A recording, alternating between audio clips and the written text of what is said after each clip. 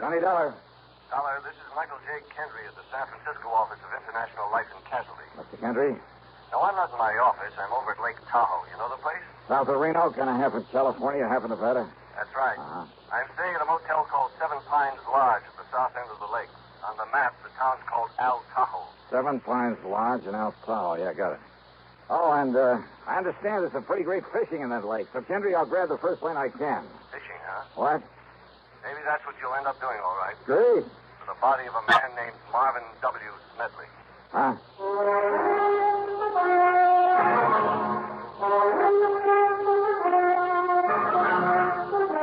CBS Radio brings you Bob Bailey in the exciting adventures of the man with the action-packed expense account, America's fabulous freelance insurance investigator. Yours truly, Johnny Dollar.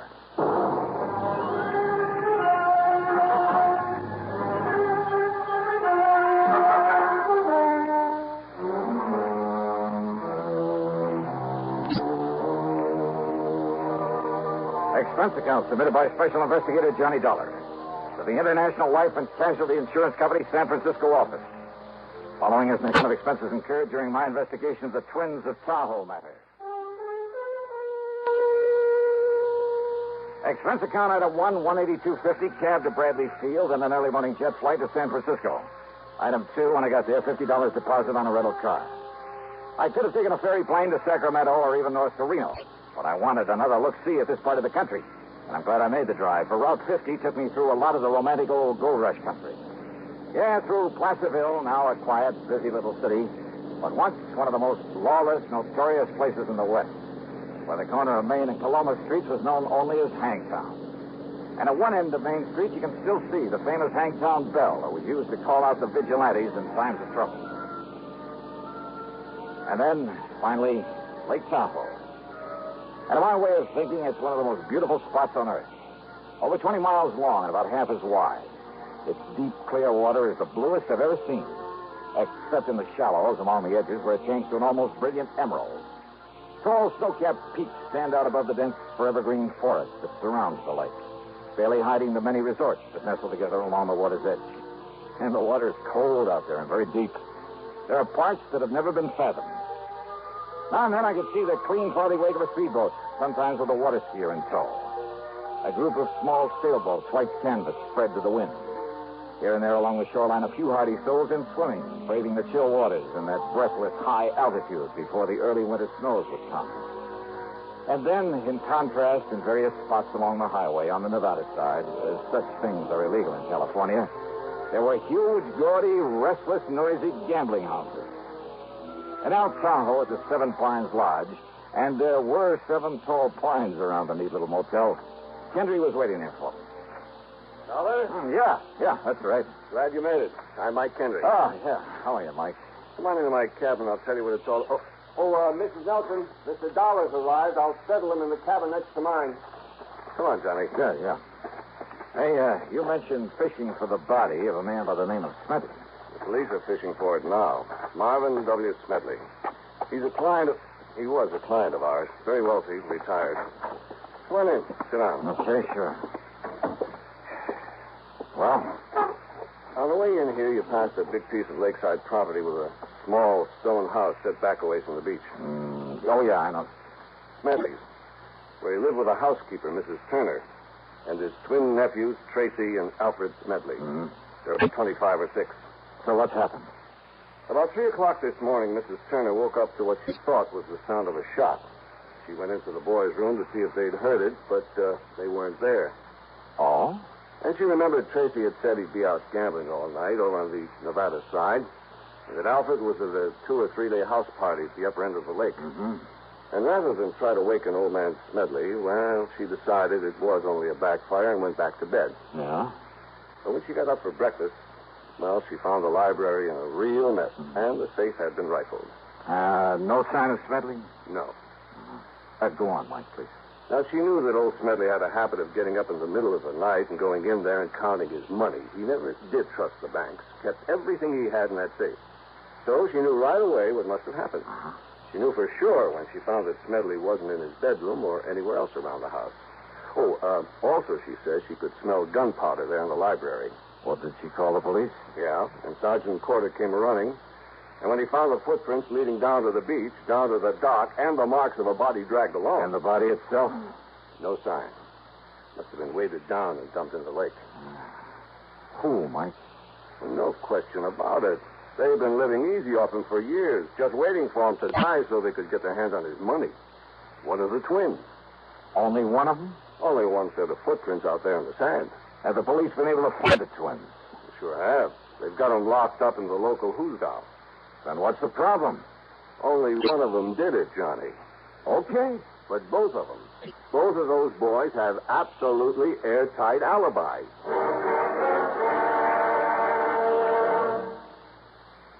Crime, delinquency, threats of war. These are the subjects that dominate our news headlines these days. Not very pleasant subjects, are they? You may say that somebody ought to do something about cutting down on crime and delinquency and in promoting peace among nations, but that there's nothing you personally can do about it. Well, that's where you're wrong. You can wage your own fight against crime and delinquency in your own family by taking the family to the church or synagogue of your faith this week. The inspiration and guidance you and they will receive from spiritual contact will strengthen moral background and faith. Regular attendance at religious services will help your family to work out its own problems and give them comfort in facing the tensions of our present-day life. Worshipping together brings your family closer together, too. And supporting your own religious institution provides funds to help those individuals and families who, unlike you, are unable to help themselves. Find the strength for your life. Worship together this week. And now, Act Two of yours truly, Johnny Dollar.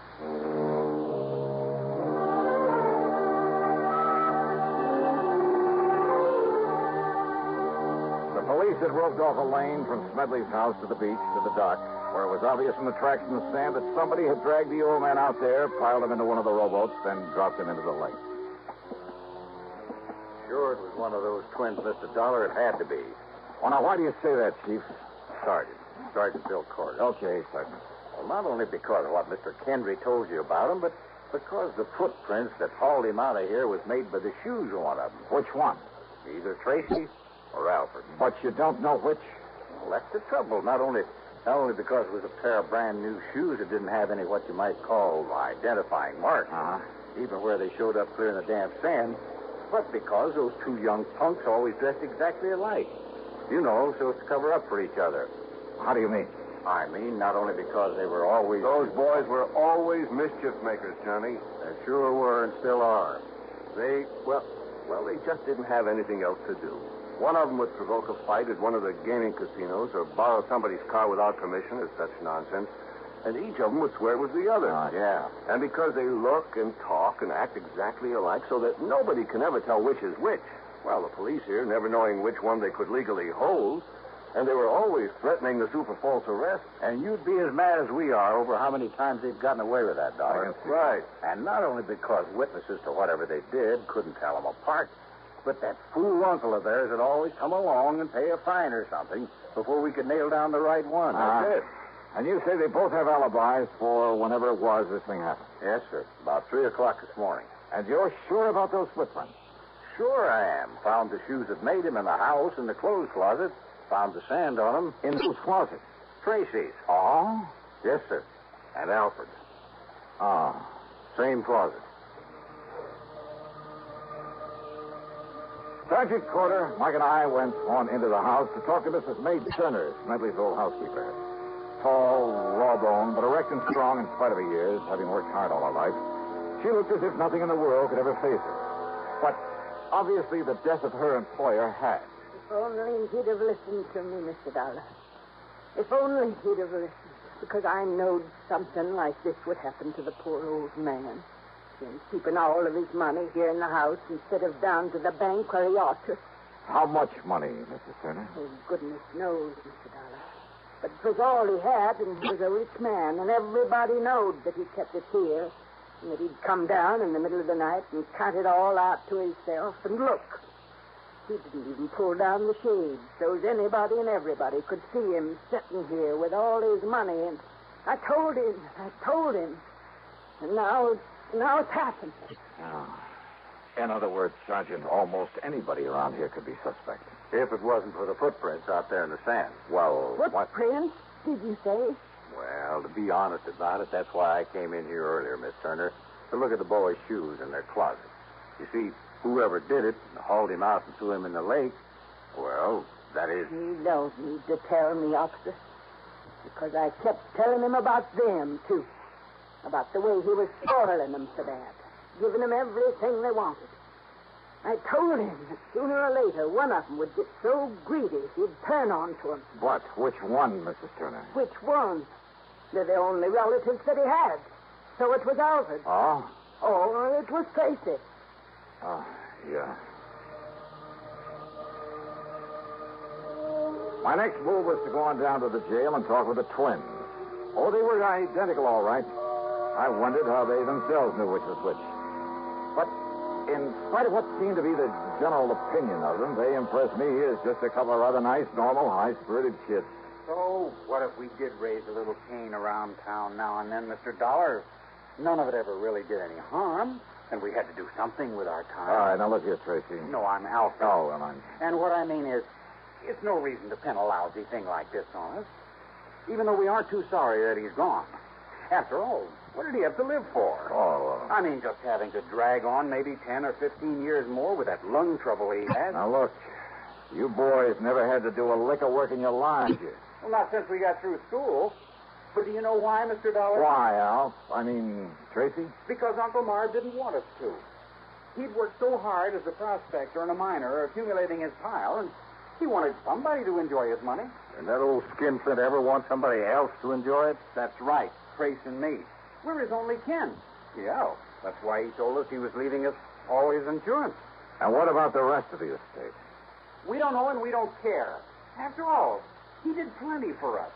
I mean, even before this insurance we'll get. Not if it's proved that you killed him, Tracy. Oh, now, wait, Mr. Dollar. Have you got any proof that Uncle Marv was killed? Proof that... Well... What? I mean, sir, that unless you find his body... Don't you worry about that, Tracy. Al.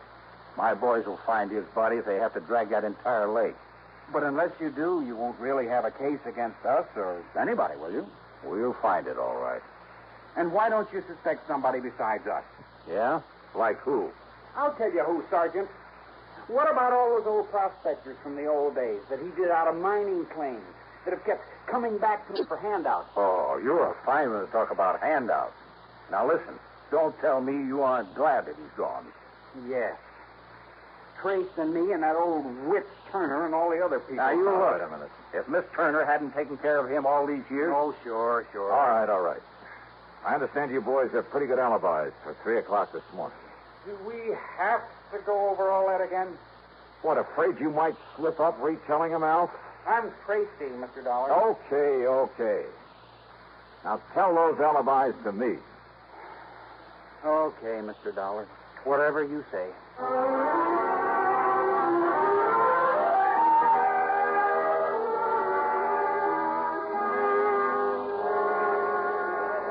Okay, Tom, you relieve Jimmy over there on the blackjack table. When he gets back, you can take over one of the roulette wheels. Oh, Mr. Harker? Sure, Dollar. One of the Smedley twins was in here all night. Which one?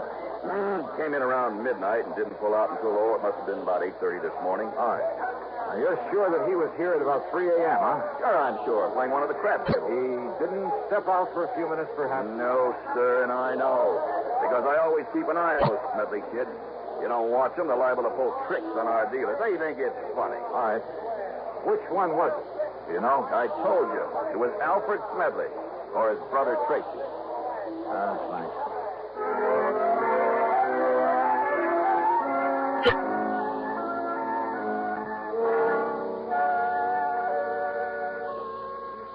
Come in and have a little refreshment, Mr. Dollar. No, thanks. Just go on with what you were saying, please. Well, the party got pretty big, and we all had a lot to drink. I didn't watch the clock, and it didn't really break up until about 9 o'clock. This morning? Mm-hmm. And he was with you all the time, huh? Every minute. All right, now, which one of the twins was it? Who cares? You're both a lot of fun. I mean, fun. But, now listen, I have to know if it was Alfred or Tracy. But I haven't the least... Then now, what's this all about, Johnny? Murder. Oh. Well? Well, it was Tracy. Maybe it was Alfred. Thanks a lot.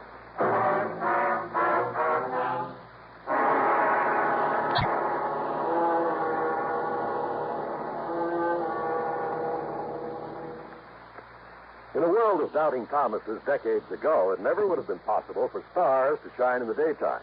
But in this day and atomic age, anything's possible. Thus, it's not only possible, but a fact that only on stations of the CBS radio network, stars do indeed shine in the daytime. You'll find them illuminating an entire segment of your daytime listening every Monday through Friday. These stars have all been named by celestial authority vested in their forebears. Those names are Arthur Godfrey, Art Linkletter, Bing Crosby, Rosemary Clooney, Gary Moore, and Durward Kirby. You won't find them in your books of the planets and stars, but no compendium of show business luminaries would be complete without them. Monday through Friday, your radio set is your personal telescope on this star-studded display, on your CBS radio station. To list them once again, Arthur Godfrey, Art Linkletter, the House Party Man, Bing Crosby and Rosemary Clooney in tandem, and Gary Moore and Durward Kirby. Enjoy them often. Now, Act 3 of yours truly, Johnny Dollar, and the twins of Tahoe matter.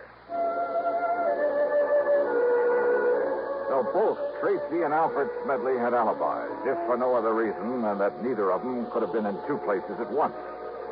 And those alibis might be pretty hard to break.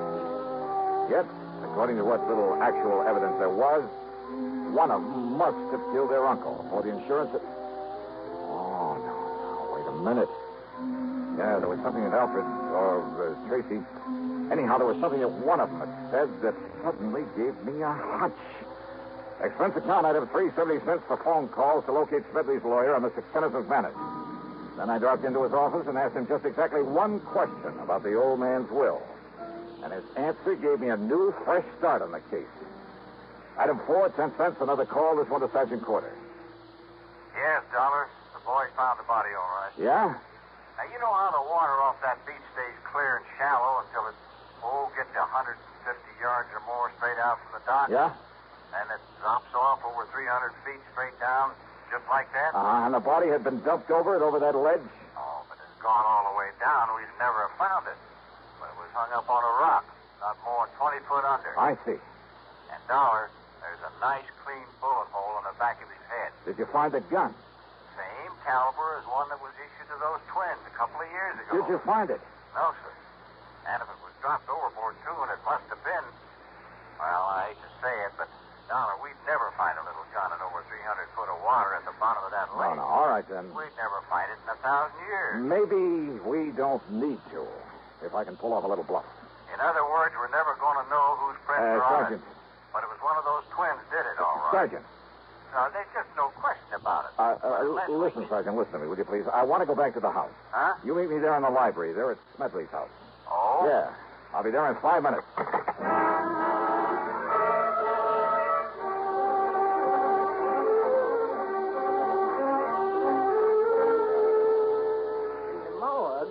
Oh, no. That's right, Miss Turner. Oh, that's terrible. Terrible place. Mrs. Turner. If you just brought me his poor old body here to the house. Mrs. Turner. Yes, Mr. Dollar. Well, let's quit fooling around with this thing, huh? I just finished talking to Mr. Kenneth McManus. Mr. McManus? That's right, the lawyer. Yes. Yes, and I guess he told you that all of poor Mr. Smedley's insurance goes to those two worthless twins, those murderers. Yes, he mentioned that. Is that all he told you? No. He also told me that the remainder of the estate goes to... Let me see, I scribbled down some of the actual words. Here we are. The balance of my estate, including my home, I bequeath to one who, although I'm certain her motives have been entirely selfish, that she has simply been looking forward to being provided for in my will. What? Nevertheless, as a reward for Mrs. May Turner's faithful service, and I have told her this. He left something to me. You know that he told you he did. And that was your motive, Mrs. Turner. What's this? Now, you look Of here, course, the young gun man. belonging to the twins was just as available as a pair of shoes that were borrowed to carry the body out there and leave the footprints. Dollar. The point is, though, that when Sergeant Corder found not only the body, but the gun out there in the lake. No, And Dollar. when I take your fingerprints and compare them with those we found on the gun. No, listen. You don't mind giving me a set of your fingerprints, do you, Mrs. Turner? Well, Half of my life. Half of my life I spent taking care of that stingy old man. And him giving me nothing. Whilst all the time he kept giving his money to them boys. So that by the time he finally would die natural, what they'd be left for me. And you would have let those boys go to the gas chamber, wouldn't you? No. Oh, no? I hated those boys. But I knowed they could never put it on to them. Nobody could ever put anything on to them before. I'm afraid that's beside the point now. Now that we know you did it. But I had to.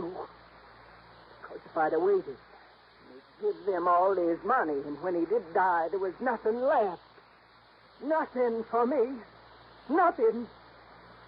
Don't you see? What's left for you now, Mrs. Turner?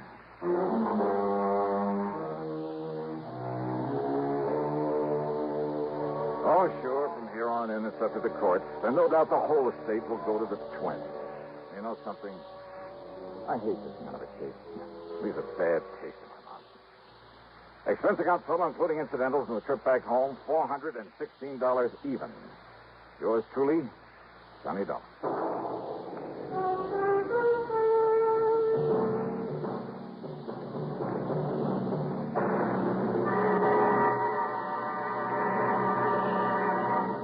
Constipation is something people don't talk much about, but it can be a problem for anyone, even doctors. And when constipation occurs, it's interesting to see just what doctors consider important about a laxative they might use or recommend. Now, a majority of the doctors we heard from had this to say. A laxative should be effective, gentle, close to natural acting. A medicine that can be used with complete confidence. Well, pleasant-tasting chocolate X-Lax is effective. Overnight, it helps you toward your normal regularity. X-Lax is so gentle, so close to natural acting, there's no upset. That's why many doctors and millions of people use X-Lax with complete confidence. X-Lax, the laxative that helps you toward your normal regularity gently, overnight. Now, here's our star to tell you about next week's story. Next week, one of the most beautiful, most charming girls I've ever known, involved with a killer. But now, don't misunderstand me. I didn't say how she's involved. As a matter of fact, it's to protect her from a killer that I take on the case. And it just so happens that among the people on this man's list of intended victims, that is, the people who had a hand in sending him out to prison, yeah, you guessed it, he's also after me. Join us, won't you? Yours truly, Johnny Dollar.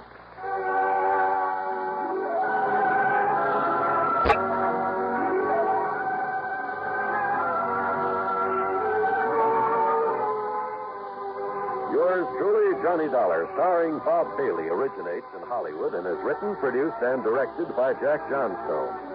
Heard in our cast were Virginia Gregg, Gene Tatum, Paul Dubois, Forrest Lewis, Sam Edwards, Herb Ellis, Tom Hanley, and Bill James. Be sure to join us next week, same time and station, for another exciting story of yours truly, Johnny Dollar. This is John Wald speaking. Menace looms over blistering desert wastes as suspense brings you Inferno next on the CBS Radio Network.